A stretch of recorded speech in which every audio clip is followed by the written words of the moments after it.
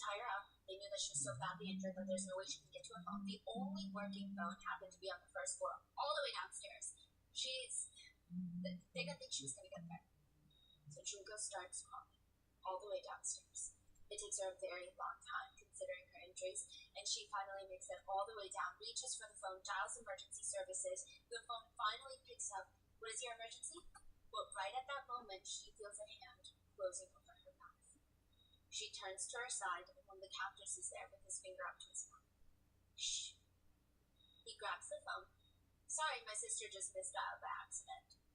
He hangs up and drives her all the way back. She had just been caught. South Korea 2014. Yuna knew it was her only chance. The motel staff are clearly not doing anything, and the police weren't coming to save her anytime soon. The only phones that were in the motel room, were in everybody's pockets, and they had disconnected the motel landline. But one of them had left the laptop open and unlocked on the desk, and everybody else had fallen asleep. She could sign into her Facebook and send out her location to get help. It would just take a few quick clicks, that's it. She quietly drags herself over to the computer, glancing around the room. She gets up and starts clicking on the keys so slowly that it doesn't even make a noise. She likely is frustrated how long her email and password is for security reasons, but she's sitting there, key by key, slowly entering it in, and then finally, she logs on. She uses the little trackpad to hover over, and then someone grabs her hair and she slams her head back, and there is a hand gripping her throat. She had just been caught. So she only logged on, didn't say. Both girls would have to pay for trying to escape. Japan, 1988. Candle wax was how the captors decided to punish Junko. They tied her down and started running a candle up and down her body, burning her, dripping candle wax in the most painful places. They would hold her down and drip the candle wax onto her very thin eyelids and even into her eyes. They would drip it into her private regions and all the areas where she had exposed flesh and wounds. Exposed meaning not just a scrape where the skin had been scraped off, but muscles and shit. A lot of Junko's torture focused on her legs. Whether it was so that she couldn't run, or if it was because they liked to torture her private regions the most and her legs happened to be nearby. She had such severe muscle damage that she could not even move her legs. They start dripping the candle wax onto her legs, but that's not doing anything. So they grab lighter fluid, douse her legs with them, and light her legs on fire. That way she could not even try to cover them. They held her down by her arms and legs, tied her up in a starfish shape on the ground. They grabbed dumbbells. They would stand over her and hold the dumbbells out about shoulder height and drop them onto her, smashing her legs. Junko's hands, every finger bone, every hand bone was smashed to pieces. Not broken, but smashed. Her fingernails had shattered into little pieces, and she was no longer even able to grip anything, let alone go. They hung her from the ceiling and used her as a punching bag. They held her head down against concrete, and they would take turns using all their strength to jump as high as possible and land on her head. Her face was so swollen and smashed, you could not tell where her eyes were anymore. Junko was completely broken and fractured in every way possible. She was still alive. Still. South Korea 2014, 26 years later. Yuna was held down while one of the main captors, Lee, a 25-year-old man, would grab an electric fan. In the older motels, they have these older fans where the blades are more metal and they're exposed. So it's actually a bit more powerful, but it's not like your little plastic fans where you can stick your finger in and it stops the blades from running. It's pretty sharp. Yes, and they would hold her down, and they would run the blades and have it smash into her ribs over and over in the same spot. Many of the sources that I found stated that she had either cracked or fractured ribs at this point from the metal blades of the fan. And in that state where her ribs are fractured, which is an injury that people say even it just hurts to even breathe. It is such a sharp pain that is so severe and deep inside of you, and so constant that you don't even want to move an inch, not even breathe. You want to exhale and breathe as slowly as possible. One netizen said, I fractured a rib once. Anything other than a small drug cup, knife to the side. Rolling over in bed, knife to the side. Bending down to tie your shoes, 2 knives to the side. Reaching to get something, knife to the side. People with fractured ribs say they were terrified of sneezing because of the pain it was going to cause. But the runaway family would force Yuna to do 100 squats with fractured ribs for their entertainment. She would be delirious from the pain and barely conscious from everything that was going on. And they would, in that state where she's not even there, they would force her to memorize multiplication charts. And if they would quiz her on math and she answered incorrectly, they would beat her more. It sounds like this group is more like Whoops. having fun than torture process. Yeah, I would say that Junko's captors are just purely more Why not sadistic. three? This feels like sadistic bullies. So they are for entertainment. Yes. Whereas I think Junko's group, I'm sure they are getting a level of entertainment. It seems more like they're getting off on the pain. But this group, for Yuna's case, they're getting off on the entertainment. I know it's like such a slight difference, but it is. So Yeah. They would just keep eating her. Now, both girls' bodies, for example, Junko's injuries were a lot more extensive. I don't think that people call the Korean case the Junko case because of the extent of injuries per se, but because everything is so eerily similar. So I don't want to make it seem like, oh, this is the same amount of injury or physical pain. Both girls had sustained injuries that were really bad. Junko obviously worse, but near the end, neither of them could walk on their own.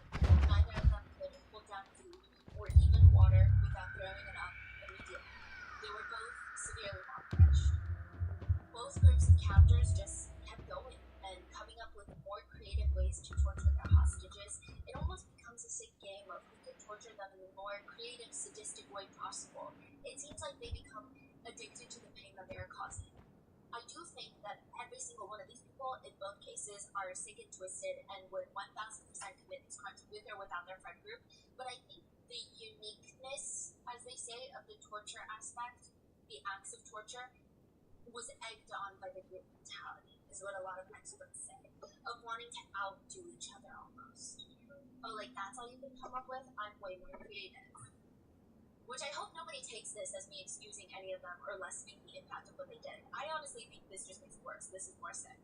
A lot of netizens were confused because obviously when it comes to sex crimes, it's never about the sex, it's about power. But Junko's captors were really excited to have a quote plaything ready at their disposal.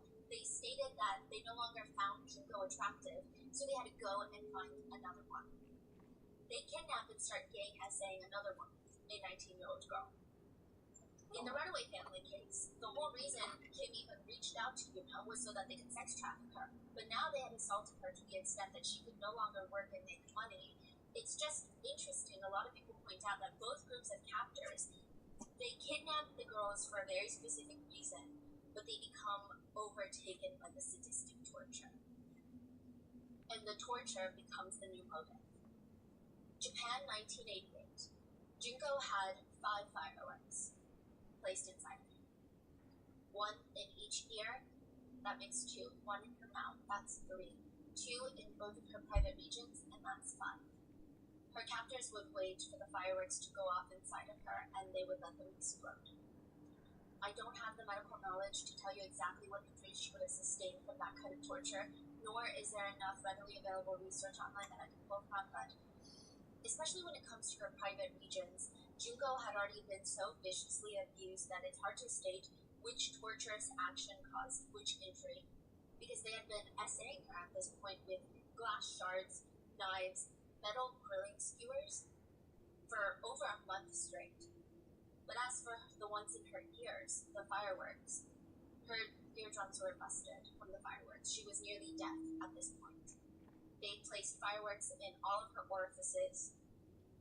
Her captors also shoved sewing needles into her chest. They stabbed hundreds into her chest to the point where later on the autopsy showed there were no gaps in between the needles. They just kept shoving more and more, and then they would take turns punching her in the chest. They would leave the needles in there. South Korea, 2014. Yuna just wanted some water. She had a very high fever, her body was giving up on her, everything felt sore and bruised and cut up, and she cannot breathe. She begs her captors, just give me one sip of water, just a little bit of water. Water? You think you have the right to ask for water? Lee, the main abuser, the 25-year-old captor, tells the girls, the high school girls, to run the kettle, boil some water. What? Just do it. They rush over to the kettle and they turn it on. When it's done boiling, Lee grabs it. He stands over Yuna's body, who is crawled up in a fetal position on the ground, and starts dripping scalding hot water near her. She flinches a little, she's terrified, and that gets him going. He gets closer and closer, till he starts splattering the hot scalding water all over her arms, legs, thighs, face, every part of her body. She cannot even move. She's in so much pain, she's barely screaming either. She's just softly begging them to stop. But they don't. By the end, again, not as extreme, but very similar to Truco, Yuna's entire body would be covered in pustules from the burns. And in both cases, it comes down to one last thing. One last game. The captors in both cases want to play one last game with the girls. Both girls would look their captors in the face and play. Japan, 1988. Junko had accumulated so much blood in her sinuses that she could no longer breathe through her nose. She could barely see after the damage of the hot candle wax to her eyes. She cannot hear from the fireworks exploding in her ears. She cannot eat or drink anything. Her digestive system is shutting down. She weighs close to 65 pounds. She cannot hold her urine. Some parts of her body are said to have already started rotting, and she smelled like death. Every part of her body was infected. Her brain had shrunk to a fraction of the size it originally was from the extreme stress. All of her hair had fallen out mainly. Her brain had become shriveled. She couldn't even grip anything with her hands. She could not walk. She could not sit up on her own. She had blood and pus-filled boils all over her body. She had shattered glass bottles still remaining inside of her private regions, digging into her insides, and yet she is still alive. And when her captors challenge her to a game of mahjong, she would look them in the eye, and she would win one last game. South Korea, 2014. Yuna is crouched up like a ball on the floor of the backseat of the car. They had driven her somewhere secluded, and she couldn't really tell. They said that they wanted to play a game. Tell us, Yuna, if you could take any one of us when you died, who would you take? Remember how 25-year-old Lee was the worst abuser? The one that poured boiling water over her, the one that used metal fan blades to shatter her ribs? She looks up and says, Lee. He was there. He laughs, leans back, and starts beating, screaming, what the fuck did I ever do to you? And they make her choose again. Yuna likely knows what's gonna happen by whoever she chooses, and yet she still raises her head and makes the next person she would take. And they would start beating her with a brick. They were using her arms. They're screaming at her, you're out of your mind. I've been nothing but nice to you, and now you want to make fun of me? Do you want to die? Let's die together. Japan, 1988. After losing a game of mahjong against Junko's captors start beating her with an iron barbell. They force her to stand up, but she can't, so she ends up falling backwards, hitting her head against a stereo, splattering blood everywhere, and starts convulsing. Her captors are really pissed though, because they think that she's faking it. And when she stops moving completely, they're confused. They're like, there's no way she's dead. They kick her, nothing. They smack her, nothing. They drop another dumbbell on her, nothing. And now they're agitated. She's really pretending. So they grab lighter fluid and spray it all over her face, forcing it even into her eyes, on her eyeballs. And then they take a candle to light her on fire because they think she's faking it, and this way they'll know she's not. But she flinches just a little. She was still alive, but she didn't learn to lie, and her final words were the last 2 hours before her body had been execution. And she dies. South Korea, 2014. Yuna's captors drop the bloody brick onto the ground. Why isn't she moving? They put their hands under her nose to check for her breathing, her air, but nothing. What the hell? They start freaking out. I think she's dead. They start freaking out not because they killed someone, but how inconvenient this is going to be. The captors captors drive to an isolated orchard. Using a shovel and a pickaxe, they start digging a human-sized hole in the ground. A grave. They throw Yuna's limp body in. Now, some sources speculate that she might have still been alive at this point. But before they cover her body, they pour gasoline all over her face in particular and throw a match in to light her on fire. They want her face to be completely unrecognizable. When her face is completely charred black, they put out the fire and cover her with soot. Within 26 days of first meeting the perpetrators, Yuna lived. But fire is not enough. 26 years apart, both groups of captors have the same idea. They want to make the body disappear. But if that's not feasible, how do you make it seem like it disappears? Maybe you'll hide it in plain sight. Japan, 1988. The captors place Junko's body into a 55-gallon oil drum and fill it to the brim with concrete. They want to hide the fact that the muscle in her entire body looks melted at this point. All of her organs appear to have burst and are shattered. Some organs were mangled beyond recognition. There were clear signs of forcible tooth extraction. Her lips were completely cut up and barely bare. Most of her face bones were crushed. They thought the concrete would fully encase the extent of their crimes and would completely hide Junko's body, so that they could move on and get away with murder. South Korea, 2014. The runaway family realized something. Orchards are not a great place to bury a body, because it's the one place that people naturally dig. They want to plant new trees to produce fruits and vegetables. So that's the whole point of the orchard, no? So they go back to her grave, dig it back up, and they see Yuna's body there. Maggots crawling everywhere, and they grab the cement mix and start pouring, filling and covering Yuna. They think that if someone were to come and try to dig to plant a tree, they see cement, they're just going to give up and fix things. They thought the concrete would fully encase the extent of their crimes, would completely hide Yuna's body, so that they could move on, getting away with murder. I think one could argue that the crimes are similar, but not identical. But things started getting very strangely identical around the time of both groups' arrests. Japan, 1988. One of Junko's captors is arrested. The police sit him down in the interrogation room and tell them, "We know what you did. We know what you did to that girl. We know who you did it with, and we're gonna get you guys for it." He just opens his mouth, the captor, and starts confessing to everything that they did to Junko over the span of 44 days. And when he finally stops talking, when he's done telling the police everything that Junko had been through, they tell him, "That's not what we were talking about. We didn't even know what." They had arrested him for kidnapping and gang essay of the 19-year-old girl. Remember? The other victim? South Korea, 2014. Initially, 4 of Yuna's captors were arrested. They were wandering around a park when undercover cops came up to them and put them in handcuffs. Officers bring them into the station for murder. The murder of a man named John.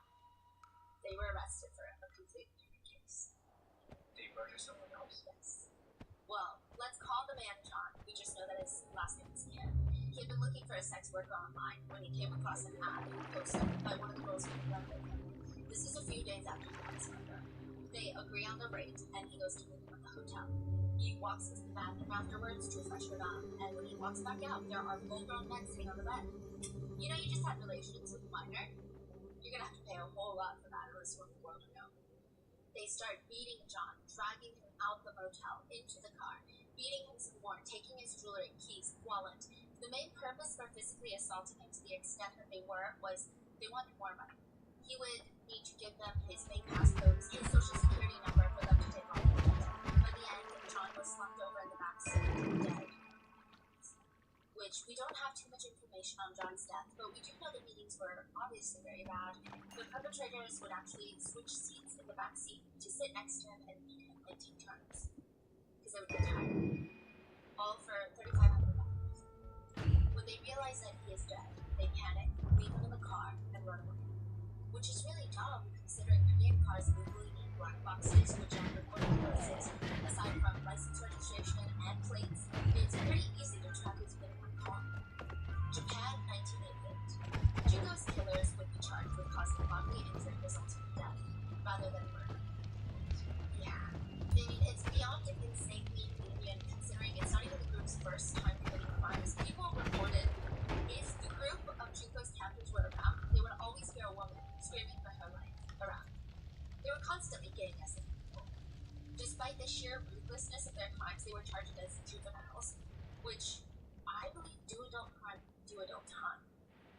Hiroshi was sentenced to 20 years. Shinji Minato fought 7 years, even though it took place in his house. Yasushi Watanabe received 5 to 7 years, and Joe Ugura received 8 years. But these people are all out. Yes. Still alive, still committing crimes. We're gonna get into it. South Korea 2014.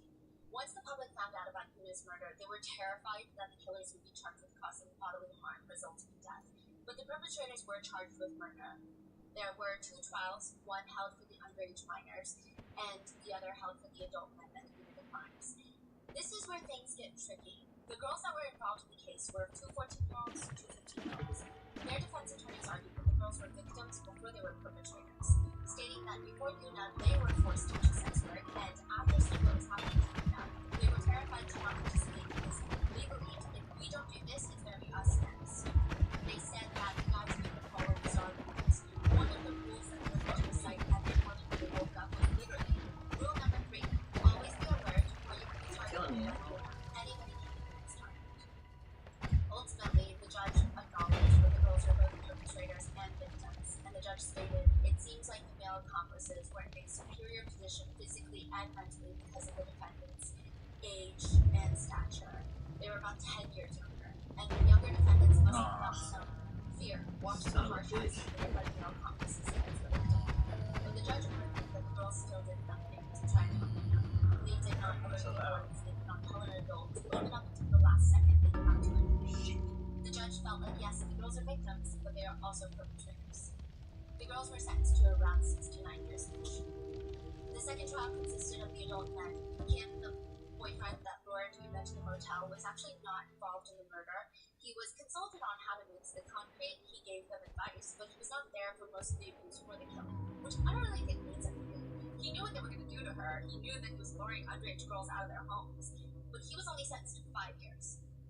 The rest of the guys, they start pointing the finger at each other. Eventually, the guys even start blaming the underage girls, stating that they don't know why the underage girls are doing that. They never told the girls to do that. They start alleging that the girls did that on their own free will, and maybe they misheard what the guys told them to do. But when that didn't work, they argued that they can't be held responsible for their crimes because they were drunk and have impulse control issues. The perpetrators, whose identities have not been released, were sentenced to 35 years to life in prison. Oh, just one person or 3. Now, remorse is a big thing for both cases. During the trial for Junko's case, one of the captors even said, "Junko was just unlucky and she got caught like a fool. I mean, isn't she ashamed to have attracted such messed up people like us?" Yeah. One of the mothers of Junko's perpetrators even blamed Junko for the fact that her son is now going to be in prison and going to be an ex-convict. She said, "This is all because of Junko." Then she went and vandalized Junko's grave. Another killer's mom, 35 years after the fact, opened up a restaurant nearby the place of the murder, which just seems intentionally disrespectful. wait, 35 years? Like recently, she opened up a restaurant.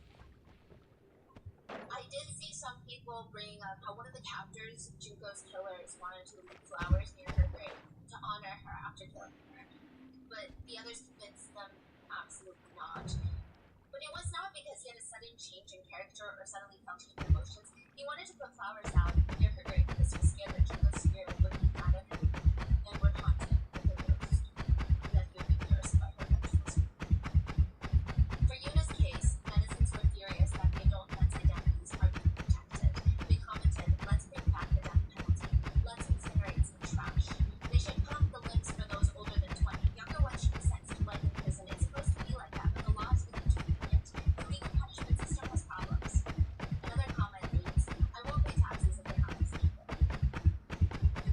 And if you really think about it, if history really does in fact repeat itself, shouldn't the identities of the adult male killers in this case be repeated?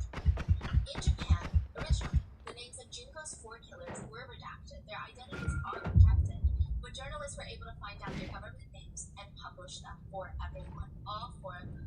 The reporter said, "They're not human, therefore they shall not be